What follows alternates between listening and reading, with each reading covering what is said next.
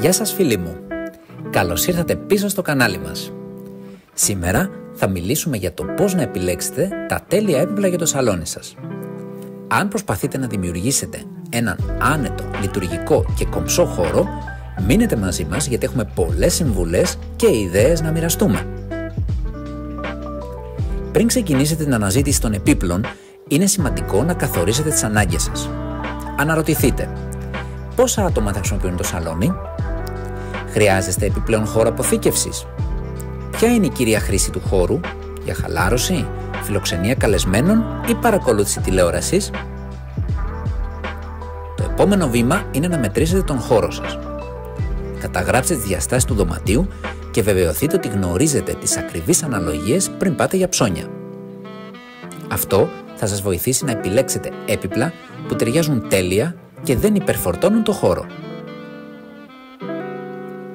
Τώρα ήρθε η ώρα να σκεφτείτε το στυλ και τα χρώματα. Θέλετε κάτι μοντέρνο, παραδοσιακό ή μποέμ? Τα χρώματα που επιλέγετε πρέπει να συνδυάζονται με τη συνολική διακόσμηση του σπιτιού σας. Μην ξεχνάτε ότι τα ουδέτερα χρώματα είναι πάντα μια ασφαλής επιλογή και μπορούν εύκολα να εμπλουτιστούν με πολύχρωμα αξεσουάρ. Τα βασικά έπιπλα του σαλονιού περιλαμβάνουν τον καναπέ, τις πολυθρόνες και το τραπεζάκι του καφέ. Ο καναπές είναι το κεντρικό κομμάτι και πρέπει να είναι άνετος και αρκετά μεγάλος για την οικογένειά σας. Επιλέξτε πολυθρόνες που συμπληρώνουν το στυλ του καναπέ και ένα τραπεζάκι που είναι λειτουργικό αλλά και αισθητικά ευχάριστο. Τα αξεσουάρ είναι αυτά που πραγματικά θα δώσουν ζωή στο σαλόνι σας.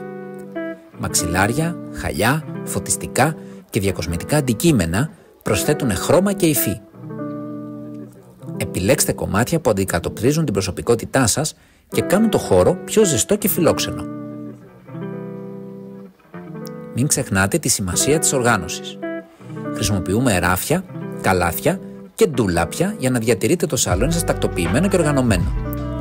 Ένα καλά οργανωμένο σαλόνι είναι πάντα πιο ευχάριστο και χαλαρωτικό. Αυτό ήταν λοιπόν. Ελπίζουμε ότι αυτές οι συμβουλές θα σας βοηθήσουν να επιλέξετε τα τέλεια έπιπλα για το σαλόνι σας. Αν σας άρεσε το βίντεο, κάντε like και εγγραφείτε στο κανάλι μας για περισσότερες ιδέες και συμβουλές διακόσμησης. Μέχρι την επόμενη φορά να περνάτε υπέροχα και να απολαμβάνετε το σπίτι σας.